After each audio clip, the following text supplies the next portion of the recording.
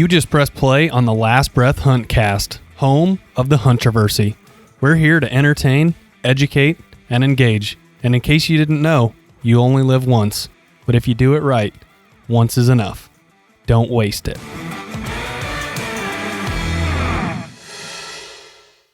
Welcome, everyone, to episode 157 of the Last Breath Huntcast. This is Garrett Bulkus. Across from me is Mr. Putnam. Hello. As always, we appreciate you coming and tuning in here.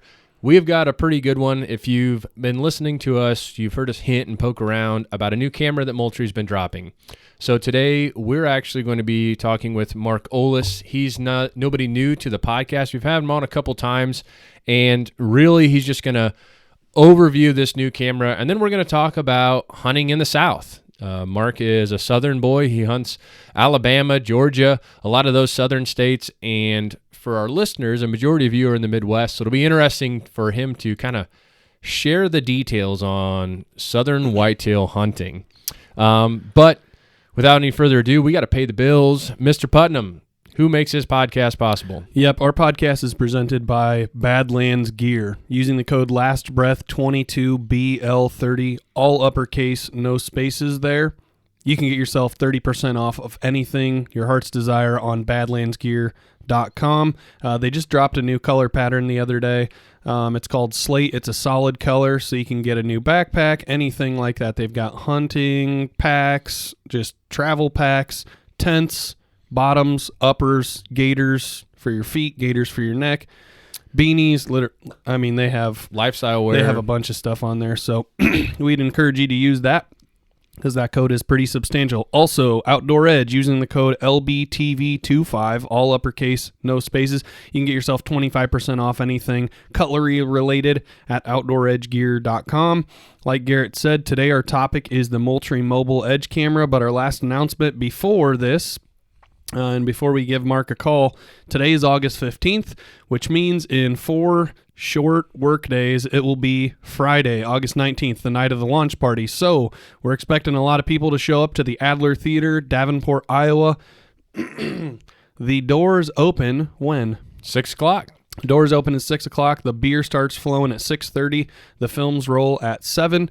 And while you are waiting in that hour before we show you the films, you are going to be able to indulge in some free beer and also see Wayne. Man, he's got a hell of a spread. Last year was pretty incredible. You know, we had some great diversity and we had a wonderful wall. But this year, it's always humbling. You know, you shoot a good buck and you go to the taxidermist and you're like, man, I can't wait. And then you're like, oh, giant.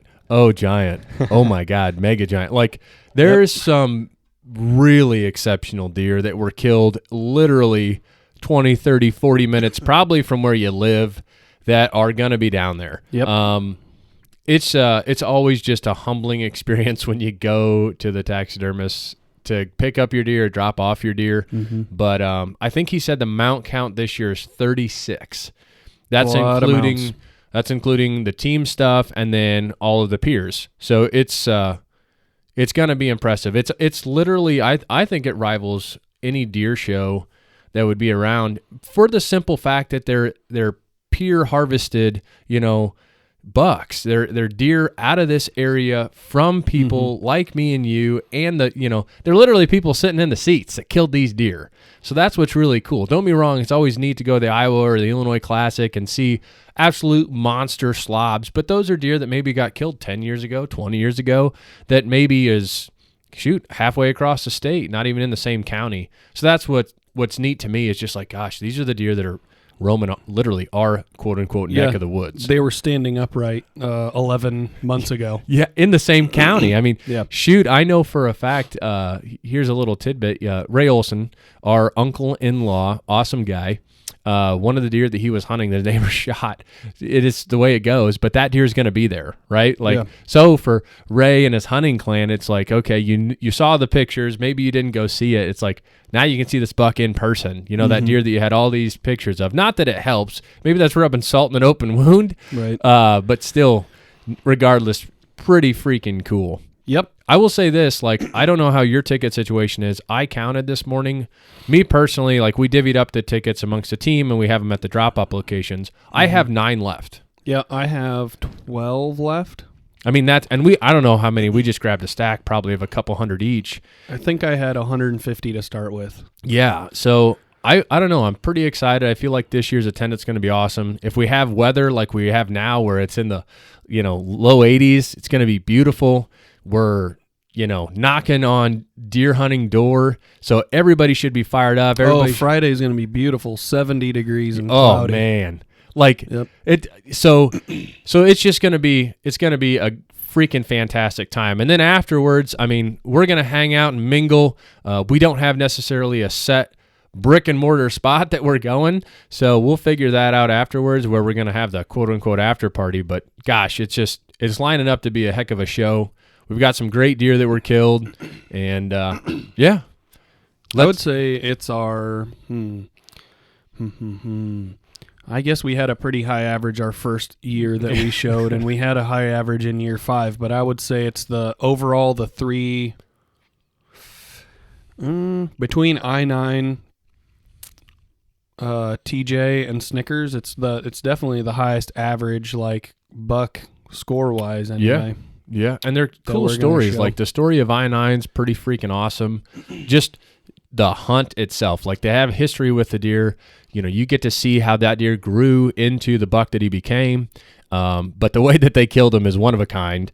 TJ, that story is pretty darn impressive. That goes all the way back to 2018. So there's just a great storyline with that buck that Grant and I chased, and even in the chase of last year with him. Mm-hmm. The cat and mouse game that we had in October, and a probably a shot I shouldn't have taken that will be pretty impressive to some and stupid to others. And then Snickers is just a meaty, heavy, massive deer that Logan was super lucky to have an opportunity on. Mm-hmm. But yeah, so without further ado, we hope to see you at the launch party. Let's get Mr. Olis on the phone. I'm excited to talk about this new camera. Okay. Here we go. Man, we're right on time. 9 o'clock, right on the button. Hello, this is Mark. Mark, what's up, buddy? Garrett and Grant here with the Last Breath Huntcast. Hey, guys. How's it going? Going awesome. We called you right on time. We didn't know with our intro if we were going to make it right at 9 or not, but, man, we got pretty good. We got lucky. Well, you guys are professionals, so I'd expect nothing less. Well, I wouldn't call us that. How are you doing today, sir? Man, I'm doing good. It's mid-August down here in Alabama, so it's still hot as could be, but gosh, it's that time of year where hunting is on the mind big time.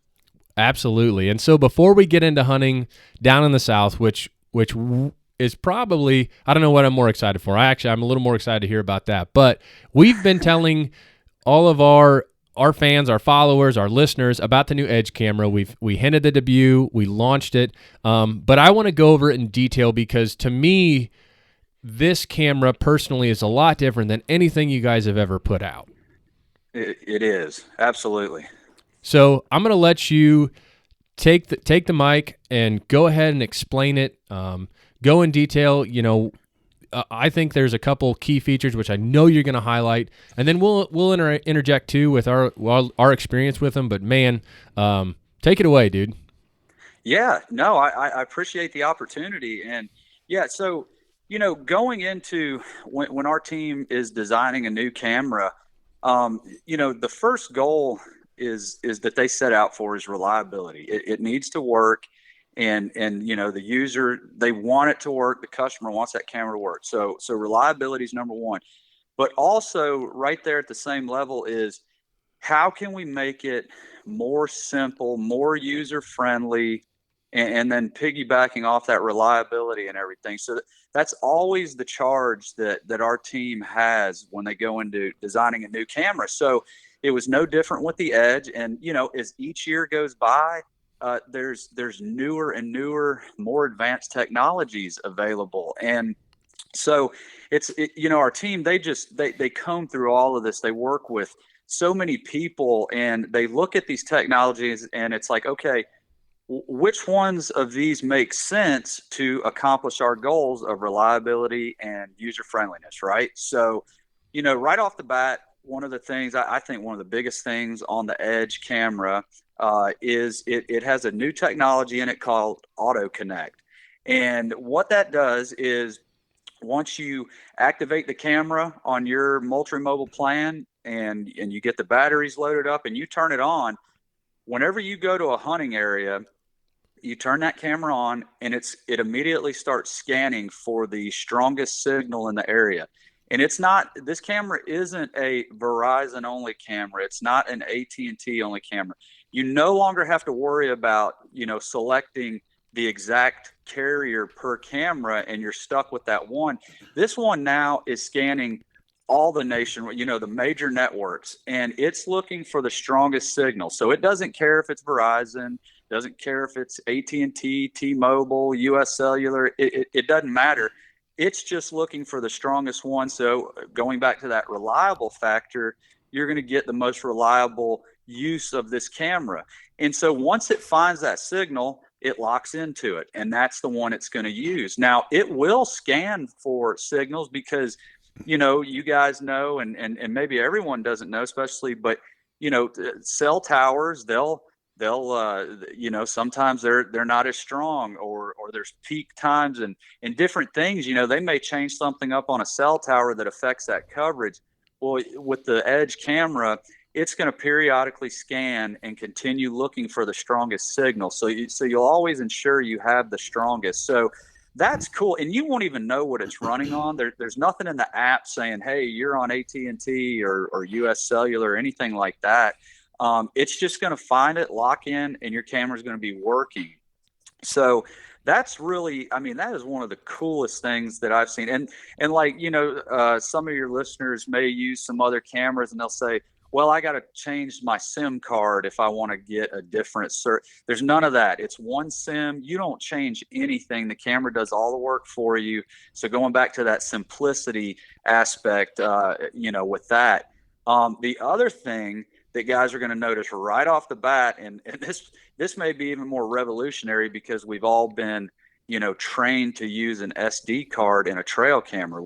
And that's even before the days of cell cameras. Once it went digital, you got to use an SD card. Well, the Edge camera does not use an SD card. So right off the bat, you don't have to spend that extra $15-20, whatever you're spending on an SD card to run your camera. So you're saving a little money on each camera. But the big thing is going back to reliability. That's where this came in.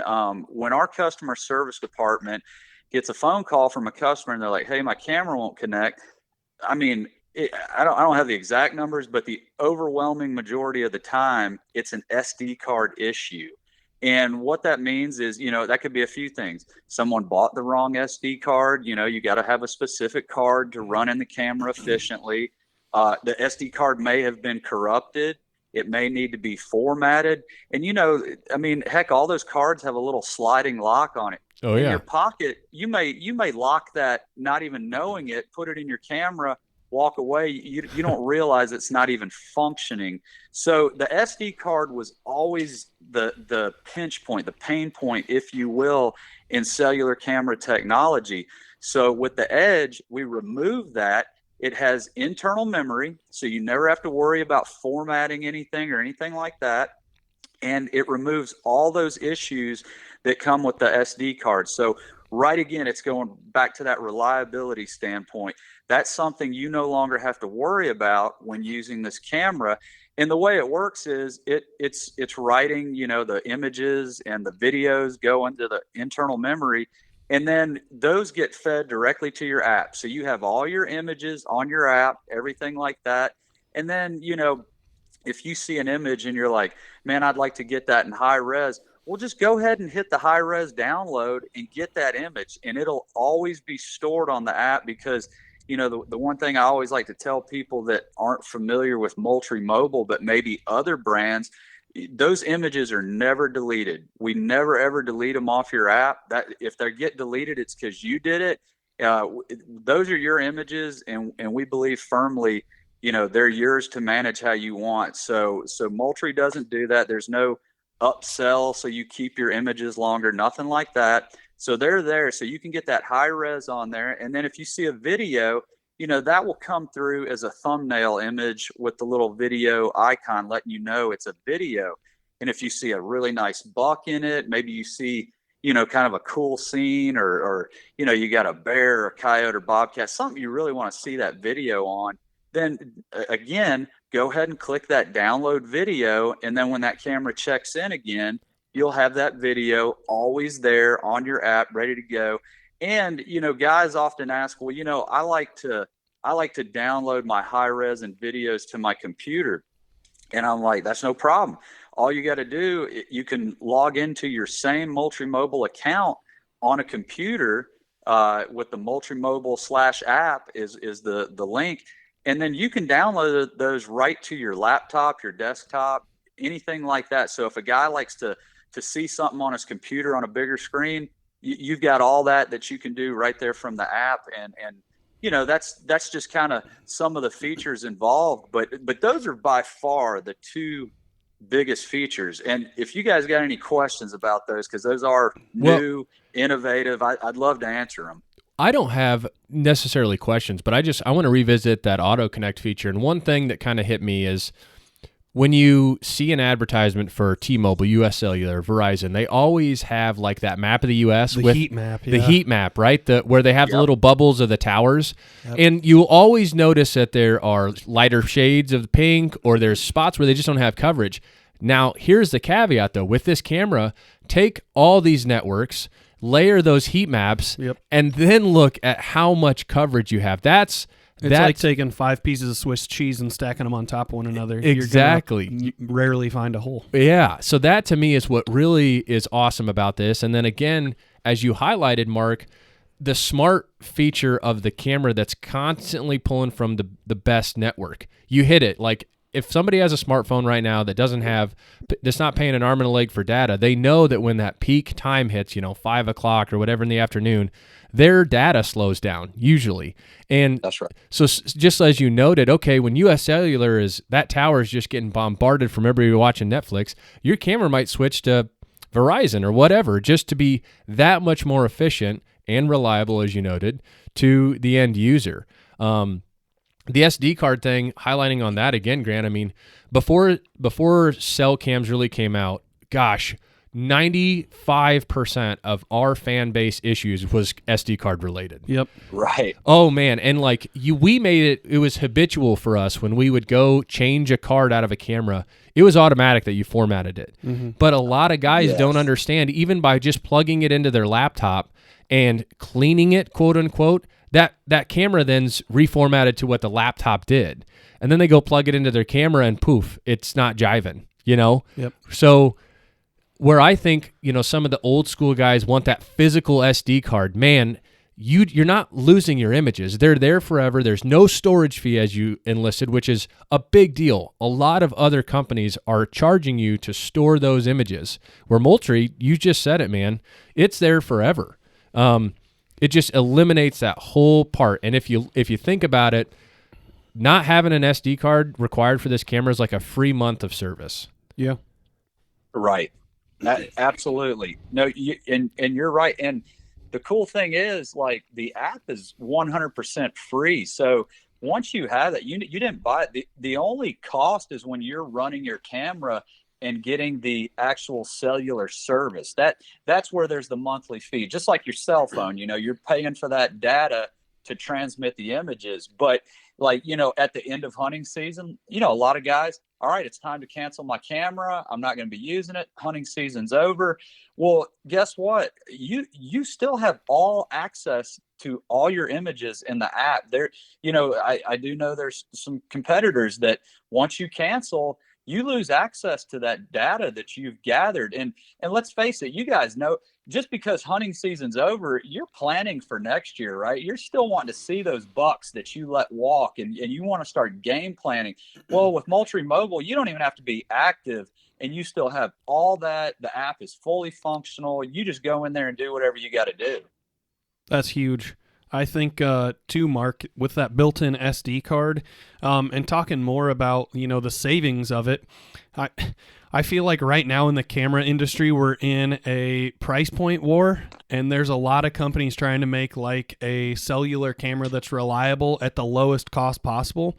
And I just think people need to sit back, relax, and really hear what you're saying here. You have a device that you can go out and strap to a tree that is going to scan for the strongest cellular network available, and with the strongest signal, then they're going to transmit photos to your phone with no SD card, no more hassle and dealing with that. Because when you dive into the SD card world, there's like class 8, class 10, class 12, all different write speeds. And then like Garrett said, lots of people that we know that have errors with SD cards, it's just because they go in, they select all of the images and they press delete, and then they put that same SD card back into their camera. Well, when you go and format an SD card, there's 4 different ways that you can format that, at least on a Mac that I'm aware. You've got the MS-DOS, which is Mac and Dell operating system. You've got MS-DOS 32, which is the same system, available to write up to 32 gigabytes of data. You've got FAT32, which allows both of them to write up to 32 gigs of data. And then you've got NTFS, and I've never used NTFS, but there's all those 4. So it is kind of complicated to format an SD card in the correct way. And, there's been times when Garrett and I, 10 years ago when we were starting to do this for the first time, we made that error. And then you walk up to your camera after it's been soaking for 2 months and you got nothing because you didn't format it the right way. So all of those, like you said, it takes all of that element of user friendliness to the next level without having to worry about the class of SD card, to worry about bringing a laptop with you into the woods to change it on the fly or to delete it or swap another SD card out and manage all of your SD cards. Because if you're somebody like us, we don't hunt a ton of ground, but we've got, 15, 20 cameras rolling all year long. So if you exchange an SD card every time you go into those 20 cameras, then it's pretty easy math. You got 40 of them rolling around that you got to format correctly every time, take back, organize on a hard drive, or organize on your desktop every time. And it just becomes a logistical nightmare, where this takes it all out of the question. So I think that's the best. And I don't think this has come up yet, Mark, but talking about the cost of the camera, what is the price point of the Edge? Well, and that's the thing. This camera, if you go into the store, if you buy it online, it's $99.99. And it's not that, hey, let's design a cheap camera. The goal is, let's design the best camera we can. Let's make it as reliable as we can and is as easy to use, but let's offer it at a price point that helps the consumer, So the features on this camera, you'll find, and now that the camera's been available for a couple weeks, man, the images and the videos are really starting to roll in on social and everywhere. And I mean, I got to tell you, guys are blown away by the image quality and the video and how this camera's functioning. And the one thing I keep hearing over and over and over from everyone, just totally unsolicited, is this camera is the most simple camera I've ever set up in my life. Whoa. And, that's music to our ears to hear that, to hear guys like calling that out first thing. But, so the video, you got HD video with sound that's coming through this camera. That's at 15-second intervals. You've got 33 megapixel resolution. You've got a 80-foot IR flash and detection range. So we've got better night images with this. You can see the subject farther out, more clear. It's sub 1 second trigger speed. I mean, it's got all the great features, everything you're looking for in a camera, but it's at a price that you can go out and afford to, pick up a few of these and cover your property where you're hunting. Well, I think, reiterating the simplicity of this camera, a couple things that are key footprint features of this camera, Mark, that I noticed is it may not be square inches. I don't know. It's got to be similar to like the base camera, but it's very compact. I mean, I would say it's a 4 by 4.5 inch square by maybe 6 inches tall. But the biggest feature that's notably different from some of your other cameras is the antenna. The antenna folds into the footprint of the camera. So if you're packing it, if you're packing it in and out, or if you have it in a pack, or just for storage, you don't have to remove the antenna physically to collapse it and not make the footprint of the camera any different. I also think, like, getting back again to the simplicity, when you open this camera, there are 2 buttons. There is on, off, and connect. That is it.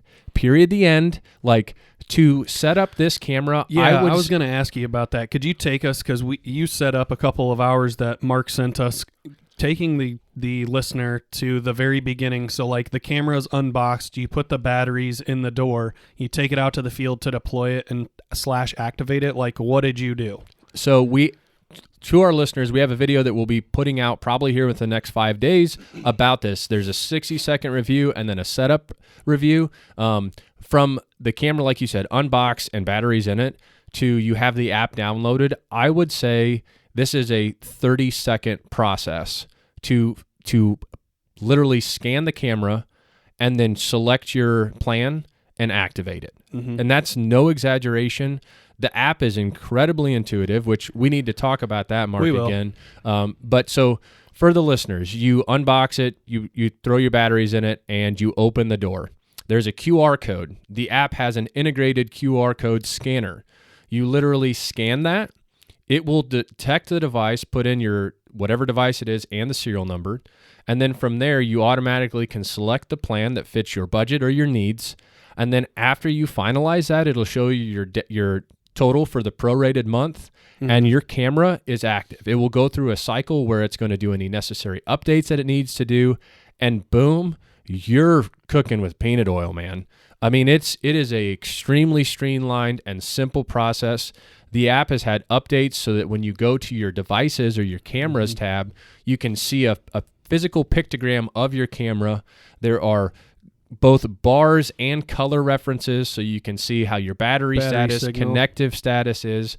And another thing that, just as a side note, I've noticed that these new cameras connect at least once a day, where, you know, sometimes you're like, oh man, is my camera working? I haven't gotten a picture in 24 hours. We've been conditioned to, like, you wake up and you check your Moultrie Mobile app, right? Well, sometimes it's the way it is. You just don't have a deer walk in front of your camera and you're like, oh no, is it working? Well, it literally shows you when the last time that camera connected, time and date stamp. So once a day, I've noticed, even if we don't have movement in front of our cameras, it's still pinging and letting you know, yep, that camera's here. Here's your updated battery and signal strength. So it's just, this is a really bulletproof camera and so simple. If you have the app and the camera is batteried up, less than 30 seconds, well under a minute if you're all thumbs with the phone. Yeah, you said it, Garrett. That's exactly how it works. And you know, the one thing I just kind of like to stress and tell guys, especially if they're new to cell cameras, because there's still a lot of guys that are entering this market, right? And so the best thing to do, you know, when you get home, if you've got cell signal and all that good stuff there, you know, go ahead and do all the activation at home. Make sure that camera's taking some pictures while you're walking around the house, or strap it on a tree in the backyard. You know, make sure it's doing everything, because that way, when you turn that camera off, you know it's working. Then when you head to the field, you've got the confidence. You're like, all right, everything's working good. So I always like to say that, because there's nothing more frustrating than getting out to your spot and figuring out, like, well, dang, maybe something's up or you know, something. But that way you just ensure everything's functioning properly. And you said it, that's exactly how you do the setup. It's super easy. And then the other thing that I think is a huge tip that folks, I stress so much, is once you do get to the field and you flip that antenna up, you strap it to a tree, you know, like you said, 2 buttons, on-off switch, actually 1 button and an on-off switch. Right. But that connect button, press that connect button once it's on and on the tree, hold it down till it does its blinking lights, and it's going to take a test picture. So let it take that test picture, and then, you know, within about 30 seconds to a minute, go to your app, pull down the screen real quick where it'll refresh it, and you'll see the image. That way you can look. and you're making sure that you've got your camera seeing your trail properly, your feeder. You're making sure, hey, do I need to point it up, down a little more? Before you leave the woods, do that. And you can adjust it and then press it again and make sure that camera's set up just like you wanted it. And then you leave knowing you've got the confidence that, all right, this camera's ready to rock. I'm going to get the images I need. I'm going to see the deer I want to see. And that's the smallest little step, but it means everything for a guy's confidence, and just, removes the frustration when you get home. You're not like, oh man, this thing's pointing down too much. You know how it is. Oh yeah. Yeah. 100%. And it takes all the guesswork out of that. Mark, Garrett actually was looking into this the other day, and on our list of facts about the Edge here, could you speak about dual power options really quick? Because that's a new feature as well. Absolutely. So kind of playing into that, you guys were talking about the size of this camera. Like, if for any of the listeners that were running the Delta base, it's a bigger camera. Great functioning camera, a little bigger. This one is definitely much smaller. I mean, it truly fits in the palm of your hand. And you will notice, width wise, front to back, it's a tad wider. And that's because the Edge has a battery tray that drops out of the bottom. So it's a dual battery tray. And again, going back to, something that's easy for the customer to use, gives them options. You can fill one side of the tray with 8 AA batteries. They can be alkaline or lithium.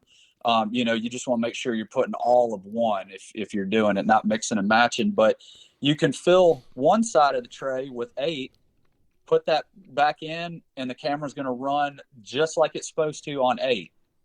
If you want that camera to continue running even longer, get more battery life, go ahead and fill up the other side of the tray with 8 more. So you got a total of 16, and you're going to extend that battery life out even longer. So you don't have to go, check your camera as often and things like that. So it gives the guy flexibility. You can run 8, camera's going to function just as well. I mean, absolutely like it's supposed to. You can run 16 to really extend that battery life out, so you're visiting that camera less often. And it's also got the 12-volt power port, so you can hook up the solar panel options, which, I mean, I highly recommend that to our users. If you're a power user, or you've got that camera out on your land where it can get the sunlight, and usually in the winter, and even in the woods, with the leaves gone, you're going to get plenty. But go ahead and get one of those solar options for it, because I've started running those over the last 2 years on my cell cams. My hunting property is about an hour from where I live. And guys, I've got cameras that are still running that I hooked up back in September last year that I haven't touched. I hadn't put new batteries in, and they're 100% power. I mean, it's truly one of those deals where you set it and forget it. And it's kind of cool, because even though we forget about deer, in the summer months and all that, obviously guys start looking at velvet when they're growing. But gosh, it's just neat to get on that app and see all the animal movement going on the property, and the food plots, and just what they're hitting. And in fact, I was checking just a couple weeks ago my app, and I got a huge surprise for our location in Alabama. I've hunted here for 30 years, and I've never seen a black bear. I mean, there's just a couple pockets in the state that have them. And sure enough, there's a big, 300-pound male black bear, middle of the day, pushing over one of our feeders in a food plot. And it didn't have any feed in it, but he was passing through and smelled it.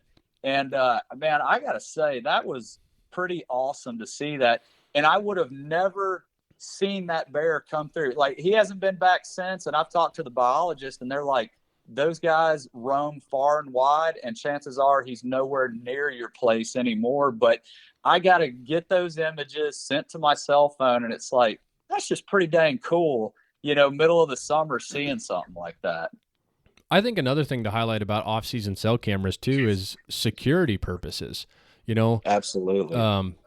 February rolls around, deer season's well over, well, you got shed season, and then you've got the number one trespassing season here in the Midwest with morels in the spring. And, Right. Getting a picture of them doesn't mean you're going to catch them, but it at least lets you know. So it's frustrating when you get some trespassers, but it does help. And it is, I think that cell cameras are a deterrent as well, especially if you have your property marked to let people know that, hey, we do monitor with cell cameras. So there's just another little caveat. Like you said, if you adapt and you have that solar power and you have 16, 18, 20-month reliability out of your camera, another little caveat there, just that the added security sense during the off season. You said it. And we have quite a few Moultrie Mobile customers that buy our cameras purely for the security aspect. So, like I do, if you're in a remote area, you've got a cabin or you've got property, and you've got a gate on it. We got people with RVs, a guy that I go to church with, he's got an RV on a piece of property down on the coast where he keeps his boat and RV, and they go down, periodically, but they live 4 or 5 hours away. He bought 2 Moultrie Mobile cameras and set up on that property just to keep an eye on it, to watch it. And, not only is it recording who's coming and going, inside the app with our smart tags, it uses artificial intelligence, and there's 2 smart tags, people and vehicles. And you can set those up for individual cameras, and you can set up to get a notification on your phone whenever a person or vehicle is indicated in a photo. So, if you're on a remote place, a cabin, RV, boat, or you're watching a gate, you can have that camera set to look at that, set on immediate mode. You're literally within 30 seconds, a minute, you're going to get a ding on your phone and say, hey, there's been a person or a vehicle that's shown up on this camera. You can click on it and immediately see, is this someone that should be there or not? And if they're not, you have the ability to reach out, call law enforcement. We had a guy that owns a business post on, he sent us a message. He had one of the Delta base cameras set up at his business where he had fuel storage. And we all know how high fuel got this year. Well, he had people coming in the middle of the night, stealing fuel out of his storage facility there at his business. So he set the base up on it, got alerted, called the sheriff. And in the videos he sent us, you literally see the sheriff pull up and arrest these guys. So he used it as a true captured the guys in the act. So that's just some of the stuff these cameras can do. And the reason that's for $100, that's awesome because one, for a real security system, you got to have power. That's not usually something you have at a remote gate or cabin. And you've got to have a Wi-Fi signal. Again, but with the cellular technology and the AA batteries or solar options, you can run these cameras anywhere for that purpose. Man, well, all I know is that we're excited to run them. We've got some out now, and the images are going to keep piling in, especially as we get closer to deer season. I know I'm impressed with them. You just, again, Moultrie have developed a camera that's one up the predecessor, and then we don't need to beat a dead horse, but the app is just so unparalleled in the camera industry. You take the reliability of the camera and the power, and I mean that power of the app. It's just a combo that doesn't exist anywhere else. It really is, and that's the one thing I always explain to people. They ask. You always get the questions about the camera. How's the camera? The camera's great. The camera's awesome, but I'm like, wait till you start getting those images, and then you kind of forget all about the camera because all the magic happens inside the app. That's where once you set your camera up and you leave, you're not interacting with that camera anymore. You're interacting with the app. And that's where everything goes on. So you get all your images. So you got images coming in, they're stored there. But then you have all these amazing features. And we have we have a huge team of folks that only work on the app side of this. I mean, again, I say this all the time. These are brilliant folks, and it is amazing what they have been able to do and put into this app. And again, I want to stress, all these features are free. There's no like, hey, pay us $5 more a month to unlock this feature. These are all available for anyone, no matter the plan they're on. And just to go over a few of those, I mean, one, the cool thing is from the app, you can adjust all your camera settings. So if you got a camera out and, that thing, it's, a feeder, for example, or maybe it's a hot food plot and you're just getting nailed with dough images and you're like, all right, I don't need to see all these. You can just get on there, set a detection delay for 30 seconds, minute, something to kind of cut down on that redundant images that you're getting. And maybe your PIR is set too high or not enough. You can adjust that on the fly. So all your settings are done from the app. 24/7 cloud storage. You go in there to see your images whenever you want. And then you've got like I said, the advanced species recognition using the artificial intelligence.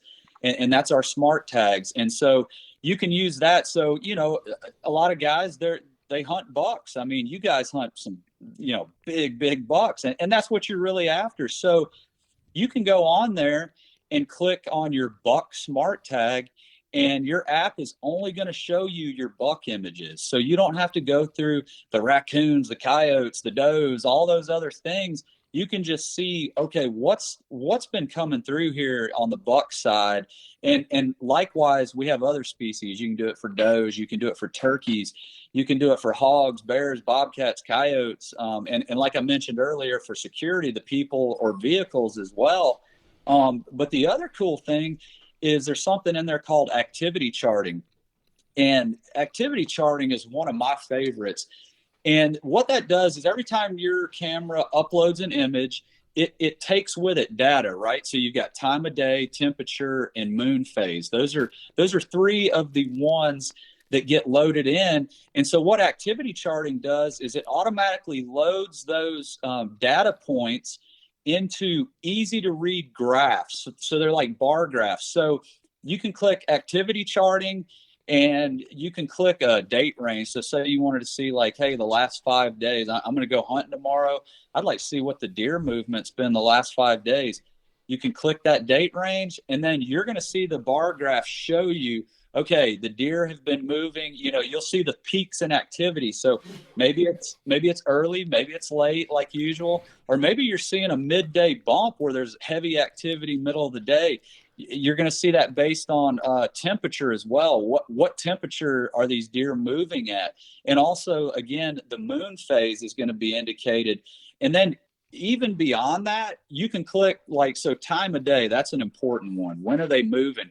You can click on that graph and it's going to go to another screen and it's going to show you movement for all of your cameras. So each individual camera, so you can start breaking it down per camera and say, dang, man, this spot has been hot. This is where all the movement's at.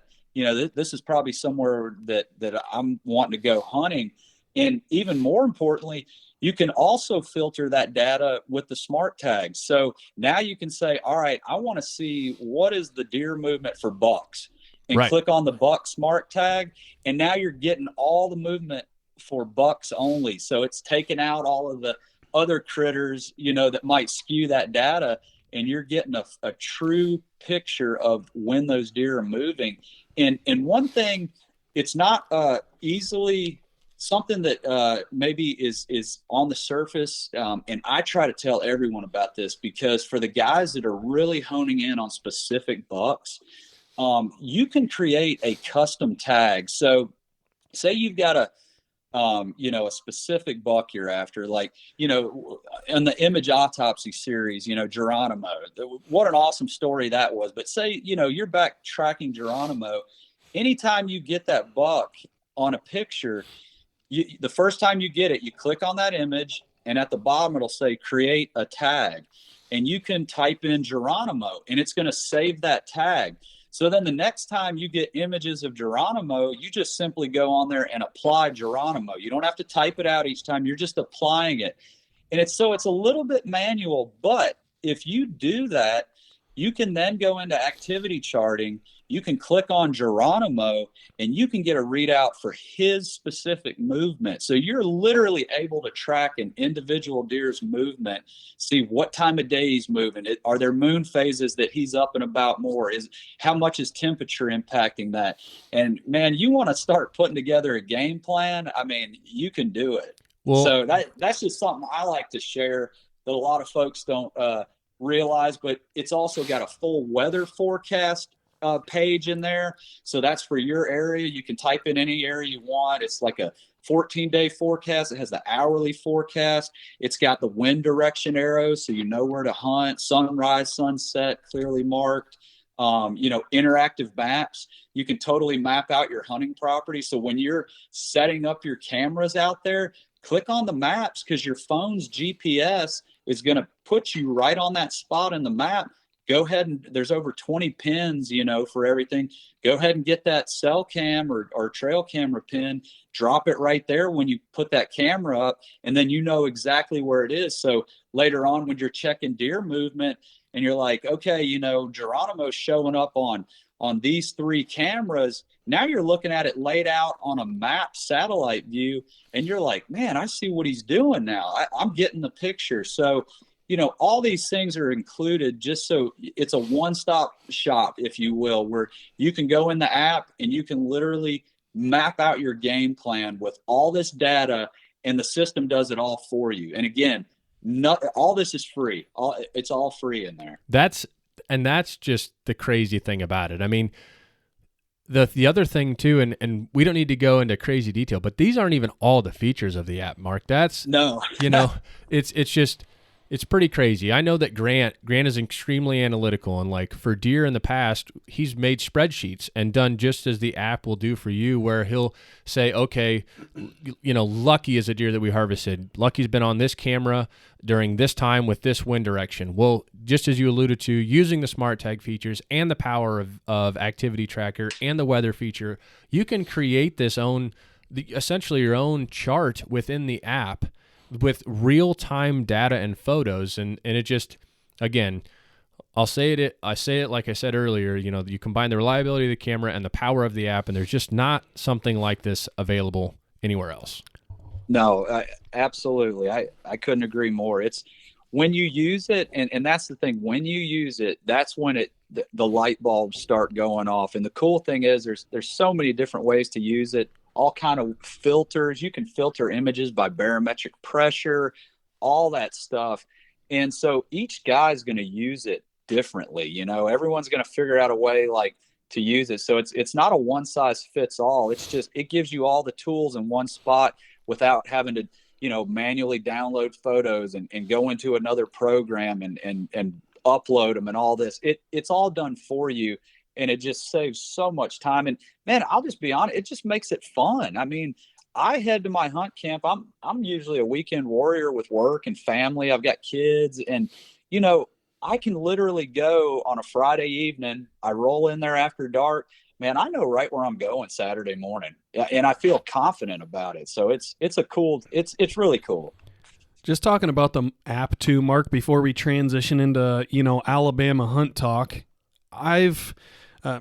every hunter has hunting buddies, and most of my hunting buddies have a cellular camera, and I've been able to look at their apps that they have, and I mean, it's like you were saying, not to beat a dead horse, but the app in comparison to the others, it's it's like a senior in high school beating up a second grader.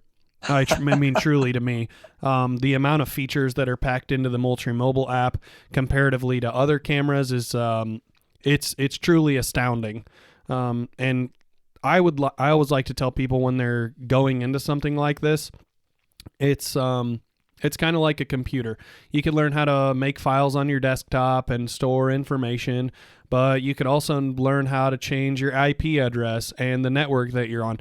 I mean, it's truly, you can dive as deep or as little as you want to into the app. If you're just someone that wants to turn your camera on, connect it, and then enjoy using the pictures and maybe change, the upload frequency or the delay or something like that, you can do that and you can just skim the surface. But if you're somebody that wants to take advantage of like a lot of very useful tools like smart tags and like activity tracker, you can take it as deep or as little as you want to. So just because all these features are on the app doesn't mean it's not user friendly at all. It's highly user friendly in my opinion. That's but right. It's definitely by far the most powerful in the industry, at least of the 4 major brands that I've looked at and the apps that I've played around on. So well, and to play off that, for guys that are running something else and maybe they're listening and they're like, here's what I say. You can go try this app out for free. So again, the app is free, so you can download it. You don't even have to create a username or a password.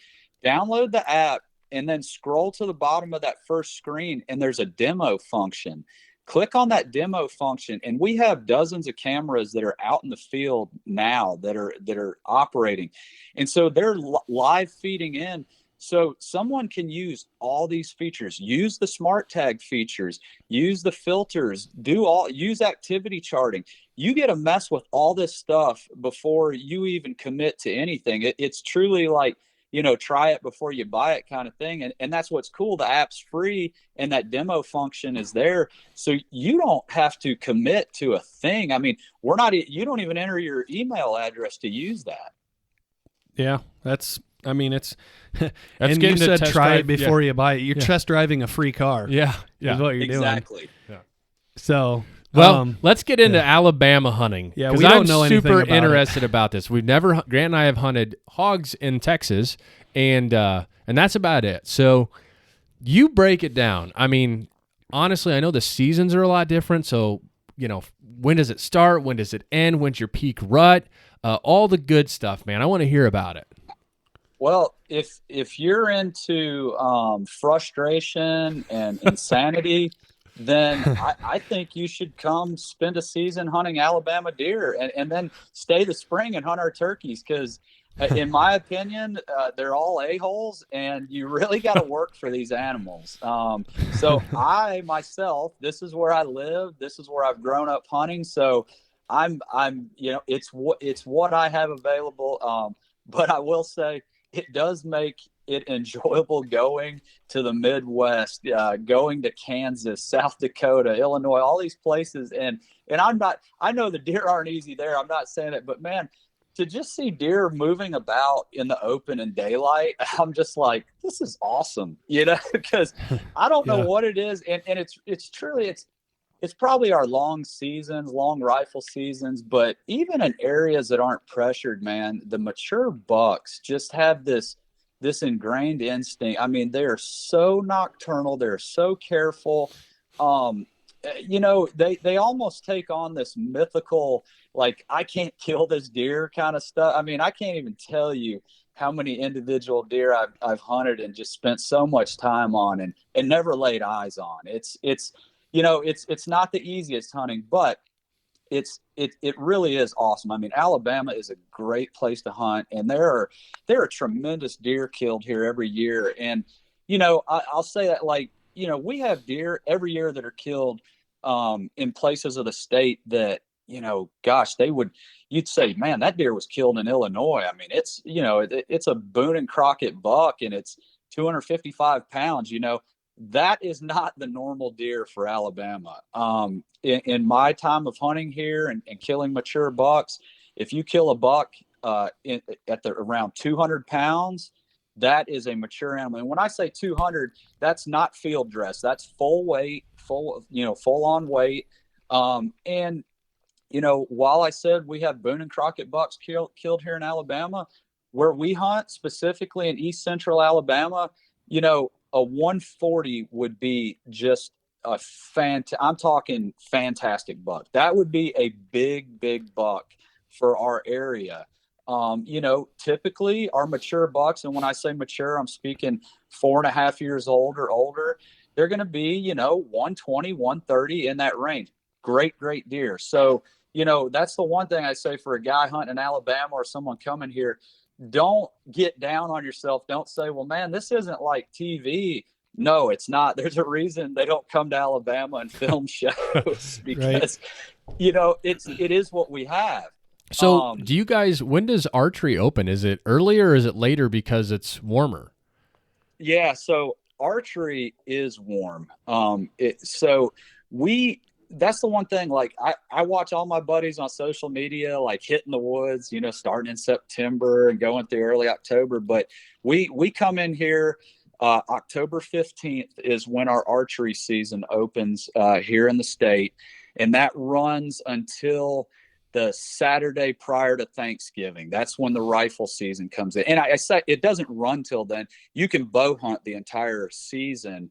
But yeah, our archery season is middle October, and down here in Alabama, it's nothing to be hunting. And you go out to your stand in the afternoon that early season, and it's 85 degrees, 87 degrees hot. I mean, I've killed deer that time of year, and you better not wait around. You got to get that animal taken care of quickly and all that. There's no letting them hang that time of year. No, dang. So your firearm season, you said that it was pretty extended. What's the generosity of Alabama's firearm season? Gosh. So let's see. So this year, I'm just trying to see what the date is. The date this year is November 19th is the opening day. So that's that Saturday before Thanksgiving. And then that runs all the way to February 10th. What? Whoa. Yeah. What the that's rifle? That's rifle season. That's almost 2 months. Oh my God. That's 7 weeks. It's a long time. Oh my goodness. So, okay. That's crazy. That's coming from factor. us where we have Whoa. 7 days. Our gun season, our standard shotgun either sex season is Holy a 3-day and a 4-day season split up between 2 weeks. I know, and a lot of states are like that. But no wonder your deer are nocturnal, Mark. That's what I'm saying. So you hear that, and it's like, wow, that would be awesome, but it's not apples to apples because, that's why you go to Illinois, South Dakota, places like that. There are a lot of big deer roaming around, and you see deer. I see a lot more deer movement in the daylight hours and earlier into the afternoon and stuff like that in those states. And those states, I truly believe it's because they have those shorter firearm seasons. The pressure isn't on them. Here, the start, opening day of rifle season, it's like anywhere, it's everyone's out, right? And then, people kind of ebb and flow throughout the season, but these animals are being hunted. There are people, and how pressure is. It's not that a deer has to be shot at to feel pressure. It's all that scent in the woods. It's the trucks going up and down these roads, and they're doing it for a 3-month stretch. Dude, your firearm season is like 2 weeks into our coyote season. Right. Whoa. So okay, explain to me the tags. You guys, are you $1 state, $2 state? How many, how does that work? Because in Illinois, the way it works in Illinois, you're allowed $2, any combination. You can kill 2 with a bow, 2 with a gun, 1 and 1. You just have to have the legal permits for it. Yeah. So several years back, Alabama used to not have a limit, and that was detrimental to, my goodness. because there's just so many young bucks getting shot. So fortunately, Alabama did impose a limit. It's a $3 limit. So still, and that's good. That gives guys opportunities. Is that any combo, like $3 with bow, gun, split up? Yes. So it doesn't matter what weapon is used, and the first $2 can be anything, but one of the 3 have to have at least 4 points on one side. So I'll give them credit that, they're working towards something, and I'm glad to see it because, there was that very old school mentality of like, I don't shoot does, I shoot bucks, even if it's a little fork-horned. It's like, what are you doing? You haven't accomplished anything from growing bigger deer, or anything like that. So I am glad to see the limitations on the bucks, and then does. We have a large deer herd, and we need does shot in most places. So does there you can usually shoot a doe a day. Not that anyone's doing that. It just gives land managers the freedom to take those animals as they're hunting. Like on our hunting property, we work with a state biologist, and each year he assigns us 10 does to harvest, and that's gun or bow. So we've got the whole season we can do that. And, that's because I'm into the management aspect and all that. We only shoot on our place. We only shoot mature bucks. We let them reach that 4-year-old age. But we hammer the does, and it makes a difference because the deer we kill on our property, when we turn in all that data to our biologists, the jaw bones and the weights and all those things, our deer are always above average for our area. So you can see the benefits and see those trends over time. But yeah, to your point, there is a 3-buck limit. And then, when you look at the state where we hunt in East Central Alabama, it's not really, no one really talks about that area. It's not like that's known as the big buck spot. The places you hear, when you go south of here, Montgomery and south, there's a area that's known, it's called the Black Belt of Alabama. It's fertile soils, a lot of agriculture. And that used to be like in, an ancient ocean, like the kind of the beach, if you will. So there's lots of fertile ground deposited in there. And those areas are, that's kind of the hot spot for the state of Alabama, that southern belt region down there. And there's some really good deer that come out of there, but we also have pockets to the northwest. And that, I would say, that's typically where the biggest bodied and bigger deer come from. Back in the middle part of, 1940s, 50s, like a lot of places, Alabama went through an extensive restocking of deer, and a lot of deer were brought in from like Wisconsin and Michigan and things like that. And so those genetics came with them. And what's cool is, those deer those are big deer that are in those certain little zones. But it really sets up the one thing about the South that really blows most people's mind, especially you guys in the Midwest and that have the traditional November rut. We've got, our rut is all over the map, literally here. Yeah, I bet. I mean, just the geographic range. So, like your home farm, Mark, when would you say peak rut is? Is it December? No, so where we're hunting, specifically where we are, it's mid-January is the Wow. magic time there. Jeez. So, and when I say rut, I mean they're chasing, they're scraping. Yeah. From that, we really start to see the scraping intensity and rubbing and all that all starts picking up kind of in that mid-December time frame. I mean, it's really getting going, that pre-rut. It's and just then crazy. We're hunting. We're hunting late season food plots there. We're hoping for 12 inches of snow and -20. I know it's an entirely different world from most of the country. And, so that's, if you can, that's kind of the time when guys like, all right, I'm taking off work. It's that middle January time frame, and that's really when it's going for a lot of the state. But like I mentioned, the state is kind of a mishmash. So they've even, in the last few years, the state game department has really started honing in on this rut map, and they've even altered seasons to coincide. So those areas that I was telling you about where deer were brought in from like Michigan and Wisconsin, there are zones in the state where we had the peak rut is November 10th through the November 23rd. That's about same with us. So yeah, exactly. It's more traditional, right? So those places now, their gun rifle seasons open in early November in these very strict zones. Now they'll go out sooner than the rest. Like we hunt till the 10th of February. Theirs are out before then. But it's pretty cool that the state is tailoring these specific zones to take advantage of those ruts. But then you've got other places, that are more in late November to December. You've got December 9th through late around Christmas. Then you've got areas that are from Christmas to around January 8th. And then you've got like our zone, that mid-January.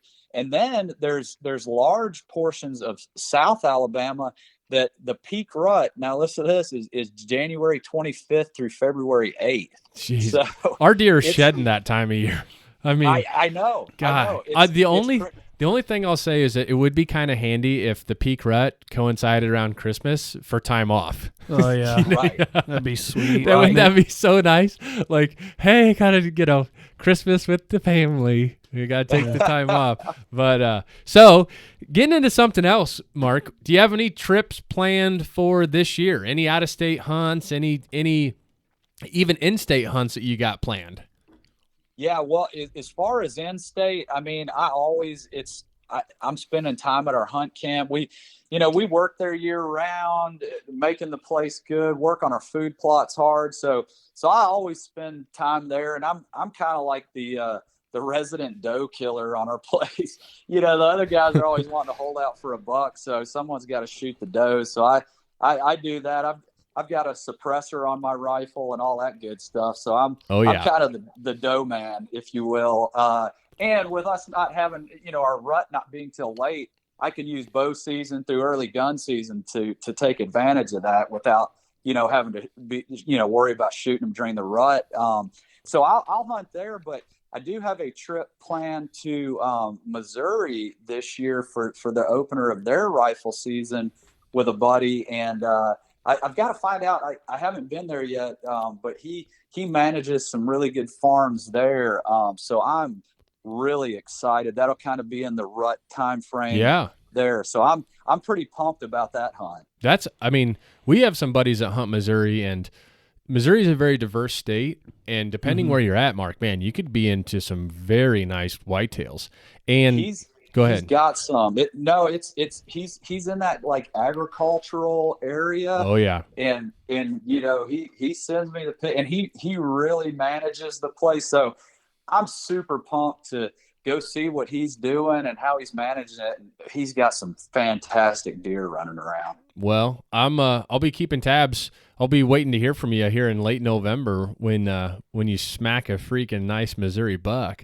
Man, I appreciate it. So looking into the future a little bit then, do you have any hunts that are, next year, 2 years, 5 years in the works? Those hunts you're going to go on, you're just either waiting to draw the tag or you're saving some money for it. What's on the bucket list in the next 5 years? I always love Western hunting. I was an editor on outdoor magazines for 13 years before working here at Moultrie Mobile. And so I had a lot of opportunity to hunt pronghorn and elk and mule deer. And I just love that. The family and we back in July, we went out to Yellowstone and the Tetons, and gosh, it was just so awesome to be back out in the mountains and see those beautiful critters out there. So I definitely want to get back out west. I don't currently have anything planned or concrete, but that's something I really want to get back and do. I love pronghorn hunting. Those are such awesome animals. It's a fun way to hunt. So I'd like to do that again.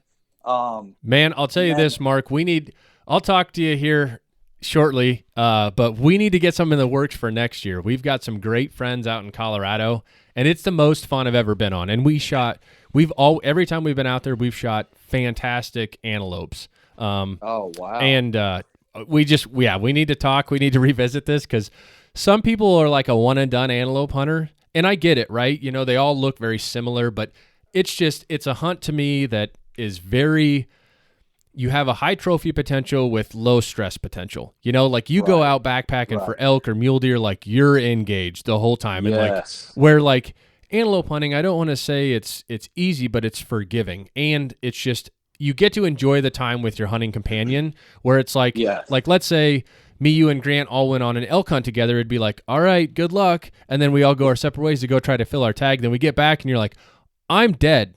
I'm gonna have like my Yep. peak refuel meal, and then I'll see you in the morning for 10 minutes again. Like, so as you said, I really like antelope hunting, and we should get this in the books, man. And it's pretty economical too. That's the other Right. nice thing. It doesn't cost an arm and a leg. Well, hey, put me down. Let's work towards it next year. That I would love to do that. All right, buddy. Well, before we get into the Would You Rathers here, which we do those, Mark, I just want to announce again that the Last Breath launch party is going to be this Friday, and we are giving away 2 Edge cameras there. So this fantastic camera, this fantastic system, the listeners, I know most of you guys are coming, but you'll get a chance, a very good chance, a 1 in 1,200, 1 in 1,500 chance to win one of these new cameras from Moultrie. And Mark, we're going to hit you with some Would You Rather questions here. Just answer them as however you'd like, and hit them with them, Grant. Are you ready, Mark? Yes, sir. Okay. Would you rather run 1 mobile camera or 3 traditional cameras this year? That's all you get. Oh man. Well, gosh. Dang. That is a good question. All right. So I definitely can cover more ground with 3. But I'm not able to keep the intel. I'll tell you this. I think for me, and because I hunt about 500 acres, not that I'd be able to cover it all, I would use the 1 mobile, and I'd be pretty strategic where I put it. Probably over one of our better food plots, heavy feeding destination. And the reason I say that, I'm at least going to be able to get the intel on when those deer are moving. So I think I'm still going mobile, whereas I may not go in and hunt that spot, but I'll know, okay, here, these deer this week are really moving at this time frame. So I still, that recent intel is so valuable that I think I might still go with the 1 mobile over the 3 traditionals. I see that. And you could always ping pong your mobile around too. It's not stagnant, That's right. Okay, next one, Mark. Would you rather take a 50-yard shot with your bow or a 300-yard shot with a rifle? Gosh, I practice at 50, 60 yards with my bow. I do not want to take that shot. I practice 300 yards with my rifle, and I've done a lot of practicing with my rifle. I feel confident in the 300-yard shot with a rifle. What rifle do you shoot, Mark? So the main rifle I shoot for deer hunting here at my place and around, it's actually an AR-15 setup, but it's a 6.8 SPC caliber. Yep. It's a 115 grain bullet. I use that Federal Fusion, which does a tremendous job. And like I said, I've got a suppressor on it. But man, that thing it's a Daniel Defense rifle. It is so accurate. But about 250 yards is about all I'm going to do on that one. But I've taken numerous deer at 200 yards. I took an antelope in Colorado at 200 with it.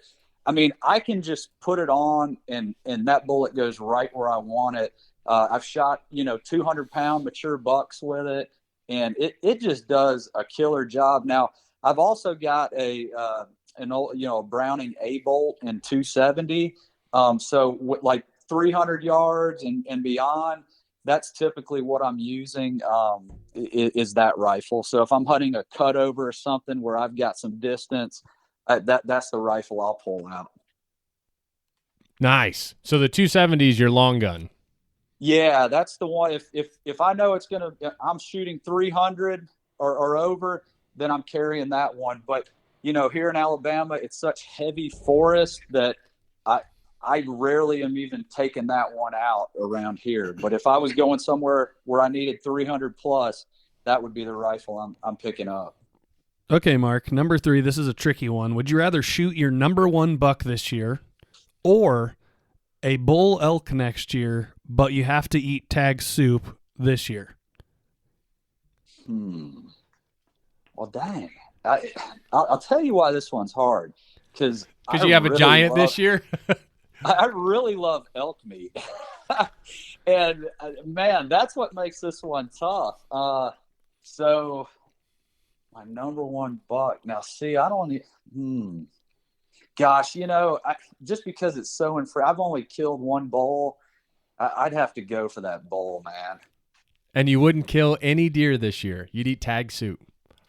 God, no deer at all. Can't even shoot does, huh? Tag soup, brother. But that's a tough one. I don't know. I think, what would you do, That Grant? is tough. Oh, I have no desire whatsoever to kill an elk, so I would easily kill the buck. Yeah. Yeah. Gosh, that's a tough one. I don't know what I'd do, Mark. I don't know. I'd probably take the bull too. I want to kill more mule deer than the plague before I die. So More mule deer than EHD. That's what I want to do. Yeah. I don't. Yeah. Put me down for the bull, but man, that's really a hard one. Okay. How about this hunting season coming up, Mark? We've got two primitive weapons: a flintlock muzzleloader or a recurve bow. Which would you rather exclusively hunt with in their respective seasons? So during bow season, you have a recurve the entirety of that period, or during your gun season, you have a flintlock muzzleloader the entirety of that period. Man, first off, I've never fired a flintlock, but a good friend, Jason Say, who's in the outdoor industry, he always films an episode where he does a doe hunt with it, and that just looks so awesome. But I've always had, and I don't put in the work or even attempt it, but I've always wanted to get a recurve and practice the heck out of that thing and hunt with it. So I would go recurve on this, because that's always been a dream of mine to one day do and accomplish that. That would be awesome. Okay. Last one here, Mark. This is a tamer one than the last few. This coming season, would you rather shoot 3 turkeys or 15 coyotes? Oh man, I love shooting some coyotes, but I love killing turkeys. Give me 3 toms, man. Give me 3 gobbling toms. I'll take it. Okay. Yeah. I don't know, man. What would you do? Coyotes, no doubt. Really? Yeah. Coyote's my favorite animal to hunt. Yeah. I think so. It's a coin toss for me. But I love calling coyotes. Don't get me wrong. That's right up there with turkey hunting in a sense. But turkeys, that's my addiction. Well, Mr. Mark, this is the closing part of the podcast. This is where the fun ends here. I guess in closing, the Edge camera, awesome new features, auto connect, no SD card, the simplest camera that I know of to use, and then talking about Alabama hunting, holy smokes, what an eye opener. I had no idea.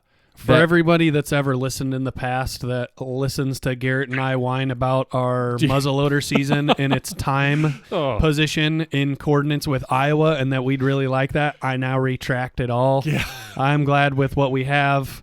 It could be much worse. Oh, my goodness. After talking with Mark. Well, hey, I will say, though, for guys up north, when that rut's all done, Alabama is a great place to come hunt, to hit one more rut, before deer season's over. That's very true. I didn't even think about that. Like if you're successful in the Midwest and then jump down south and take advantage That's of it. That's what the Bow Hunting League did this year. They did the King of Tines or whatever they have, like the top 10 biggest buck score killers. They went to do like a hunt down in Alabama or Florida. It was one of those southeast states down there during the rut after ours was completely finished, because most of those guys are from the Midwest. So right. Huh. Yeah, that's what they did. Well, again, Mark, as always, we love having you on. We appreciate you. We appreciate everything you do for us at Last Breath. And I will talk to you soon, my friend. Thanks for coming on. Well, guys, I always appreciate it. I always have a lot of fun on here and just love talking hunting, especially this time of year. We're all thinking close. about it. We're getting close. That's no doubt. So, yeah, we'll see you next time, Mark. Thank you again for making the time. Thanks, guys. No problem. Great guy. Oh, yeah. Well, I'm excited to see, how the edges perform, especially when it gets to that colder temperature. I feel like in Illinois we have a good way of running them through the gauntlet, in terms of how cold it actually gets. And, I'm excited to see how it performs in January when it's, 0, -15. That's just those it. kind of temperatures. You hit it on the head. Like right now through middle of November, almost any camera doesn't have any issues. Nope. It's when it gets damn cold. Yep. Shit starts locking up, Rain, sensors stick. freezing rain. Yeah, Yep. you know, like I don't want to be over optimistic, but I do think this camera is a different species than them in the past. And I do, that's you know, we didn't touch on it, but I appreciated the previous podcast you did with Mark where they owned up, like the original Delta cam that came out, shit the bed, and like they owned it.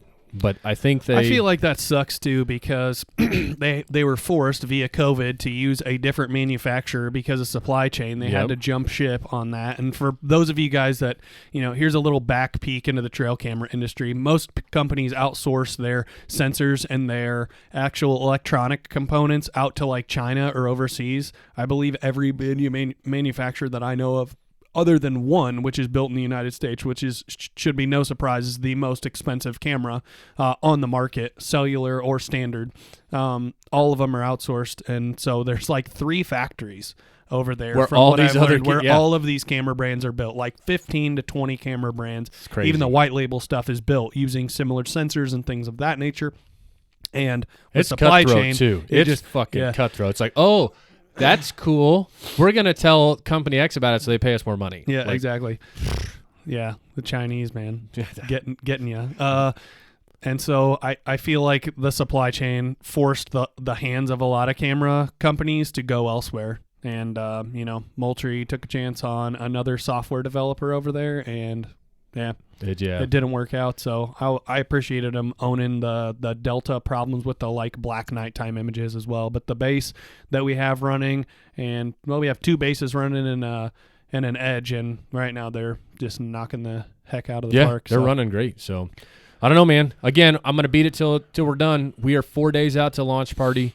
We hope we see you there. We're giving away a ton of free gear. 6 o'clock, be there, Davenport, Iowa. It's called the Adler Theater. It's on all of your tickets if you have a printed ticket. If you messaged us and have done that, you know, people have been emailing me, messaging me on Instagram, messaging our page on Instagram and Facebook and stuff. I have a will call list. We have a bunch of people at the door that are expecting tickets. I think there's been over like 400 tickets claimed that we're going to be passing out at the door. So if you're one of those people that don't have a physical ticket, don't worry. There are going to be plenty of them. We're not going to turn anybody away at the door. We have more than enough space in the Adler, which will fit about 4,000 people. So friends, brothers, sons, moms, dads, and come enjoy the show. Yep, that's it. Till next time, we hope you don't waste it, and we will see you this Friday at the Adler, 6 o'clock for the Last Breath launch party, our 7th year doing it. See you then.